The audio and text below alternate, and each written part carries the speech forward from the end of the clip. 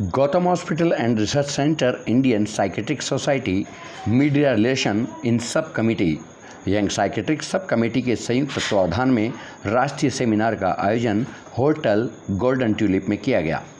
कार्यक्रम में farmer India editor BBC world service के संजीव श्रीवास्तव मुख्य अतिथि रहे। उन्होंने बताया कि मनोचिकित्सकों को आगे आकर मीडिया में जनहित में मानसिक स्वास्थ्य के बारे में बात करनी चाहिए। कोलकाता से डॉक्टर गौतम ने युवा मनोचिकित्सकों को करियर के बारे में महत्वपूर्ण जानकारी दी। Which we don't have any like neuromodulation like RTMS. So we don't say that RTMS will do wonderful results.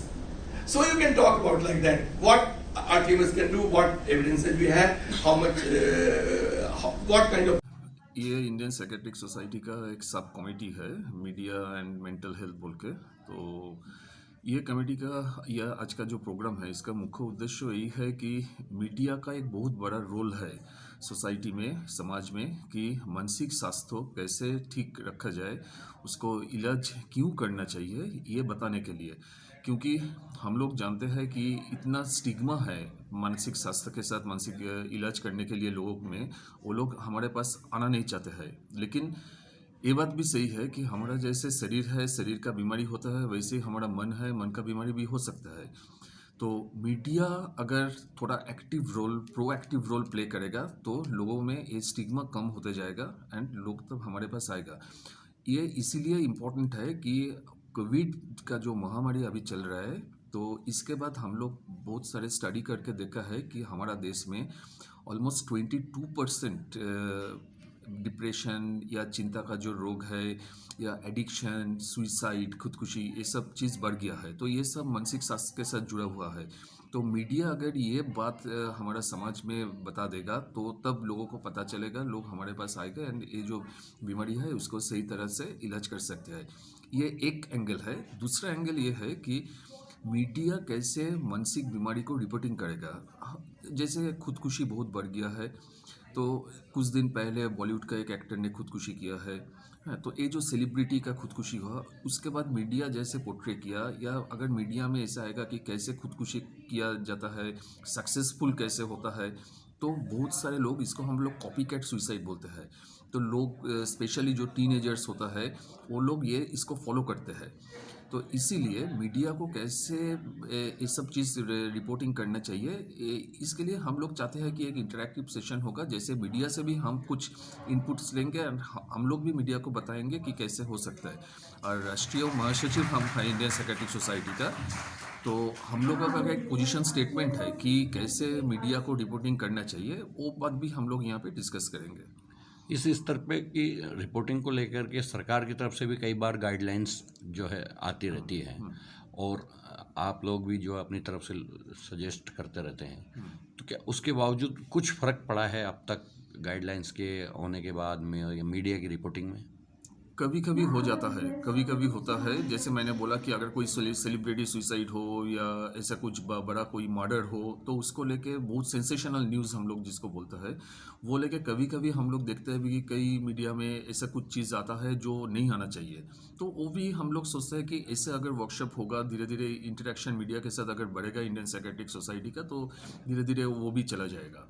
तो वही हम चाहते हैं। कोरोना से पहले और कोरोना के बाद में कितना अंतर आया है मानसिक बीमारी को लेके, और कितना परसेंटेज बढ़ा है, किस लेवल, किस तरीके की स्तर के लोगों का, वर्कर का, गवर्नमेंट जॉब वालों का, किस तरीके के लोग ज़्यादा डिप्रेशन में हैं? कोरोना के बाद जैसे मैंने बोला कि 22% ऐसा कुछ ज़्यादा बड़ा है अभी मानसिक बीमारी। मेनली हम लोग जो देख रहे हैं डिप्रेशन उसमें सबसे ज़्यादा है, चिंता का रोग, एंग्जाइटी जो जिसको हम बोलते हैं वो भी बढ़ गया। एडिक्शन, तो आपका अल्कोहल हो, हेरोइन हो, गांजा हो, ये सब एडिक्शन बहुत बड़ा है। सुइसाइड बहुत बड़ा है। तो और एक इंटरेस्टिंग चीज़ है कि महिलाओं में एंड युवा में ज़्यादा करके मानसिक बीमारी हम लोग देख रहे हैं कोरोना के बाद। तो ये तो हमारे समाज के लिए तो ठीक नहीं है। युवा को तो ठीक रखना चाहिए, महिलाओं को उनका मानसिक स्वास्थ्य भी ठीक रखना चाहिए। इसीलिए इंडियन साइकेट्रिक सोसाइटी की तरफ से हम लोग अभी इंडिया के डिफरेंट कोने कोने में हम लोग जाते हैं। वहाँ पे हम लोग डिफरेंट पब्लिक अवेयरनेस प्रोग्राम भी कर रहे हैं कि आप लोगों का अगर कोई प्रॉब्लम है तो आप लोग हमारे साइकेट्रिस्ट को पास आइए, आके अपना इलाज कीजिए। गवर्नमेंट में, सेंट्रल गवर्नमेंट वेरी रिसेंटली वो लोग भी अनाउंस किया है कि एक टेली मेडिसिन हेल्पलाइन वो चालू करेगा। तो तुरंत मैंने उनको चिट्ठी दिया है सेंट्रल गवर्नमेंट को कि इंडियन साइकेट्रिक सोसाइटी की तरफ से हम डॉक्टर लोग रेडी है, आपको कोई अगर हेल्प चाहिए तो we are there to help you. मानसिक रोगों के क्षेत्र में, मानसिक स्वास्थ्य के क्षेत्र में किस तरीके से रिपोर्टिंग की जाए जिसका जनसाधारण को लाभ मिले, और यही कमेटी ये भी डिसाइड करती है कि जो यंग साइकेट्रिस्ट हैं, जो नए मनोरोग विशेषज्ञ हैं, जो पुराने हैं, वो मीडिया के साथ इंटरेक्शन करने में किस तरह की सावधानी बरतें, किस तरह के तरीके अपनाएं ताकि वो अपनी बात सही तरीके से पब्लिक तक पहुंचा सकें और ज़्यादा से ज़्यादा लोगों तक जाए, चाहे वो प्रिंट मीडिया है, चाहे डिजिटल मीडिया है या सोशल मीडिया है। किस तरीके से फ़ायदा होता है सर समाज में मीडिया के जरिए अगर बात पहुंचाई जाए तो?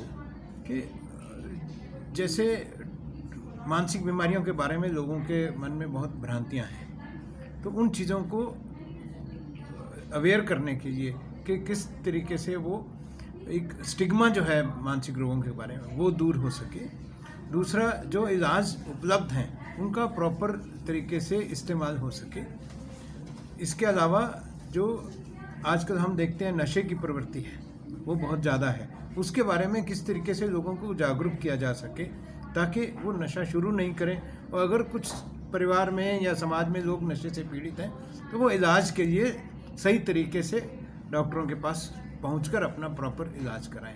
इसी तरह आत्महत्या की घटनाएं हो रही हैं, इसी तरह रेप की घटनाएं हैं, एडिक्शन है जिसमें आजकल पॉर्नो एडिक्शन है या मोबाइल एडिक्शन है, व्हाट्सएप एडिक्शन है, गेमिंग एडिक्शन है, उनके बारे में किस तरीके से लोगों को अवेयर किया जा सके मीडिया के थ्रू ताकि वो इन चीज़ों से बचें। और अगर उनके परिवार में या स्कूल में, कॉलेज में बच्चे इस आदतों से पीड़ित हो चुके हैं तो उनको किस तरीके से काउंसलिंग के जरिए, इलाज के जरिए इन आदतों से छुटकारा पा सकें ताकि वो अपनी सही तरीके से ज़िंदगी जी सकें। अभी जिस तरीके से कितने पेशेंट्स लगभग आते हैं राजस्थान में, अगर अपन पेशेंटों की बात करें मनोचिकित्सकों के पास में कितने चिकित्सक हैं और किस तरीके के हालात हैं लोगों के मेंटली? मानसिक चिकित्सक बहुत सारे, अभी मानसिक चिकित्सकों की संख्या बढ़ रही है, लेकिन फिर भी मानसिक बीमारियों के इलाज के लिए अभी पर्याप्त नहीं है, और ख़ासकर जो डिस्ट्रिक्ट लेवल से नीचे तहसील में, वहाँ मानसिक चिकित्सक अभी उपलब्ध नहीं है और मानसिक रोग बढ़ते जा रहे हैं। जो पुरानी बीमारियाँ तो हैं ही हैं, नई बीमारियाँ और जुड़ती जा रही हैं और लोग अवेयर हो चुके हैं तो अर्ली स्टेज में भी आकर के मदद लेते हैं। तो इसलिए लोगों मानसिक रोगों के पास में काम ज़्यादा है और उनको अपने जो मरीज़ उनके पास आते हैं उसके अलावा पब्लिक को एजुकेट करना और दूसरे डॉक्टरों को एजुकेट करना, खासकर जनरल फिजिशियंस हैं, बच्चों के डॉक्टर हैं, उनको भी एजुकेट करना ताकि उनके पास जो मानसिक रोगी आते हैं उनका भी वो इलाज सही तरीके से कर सकें। खासकर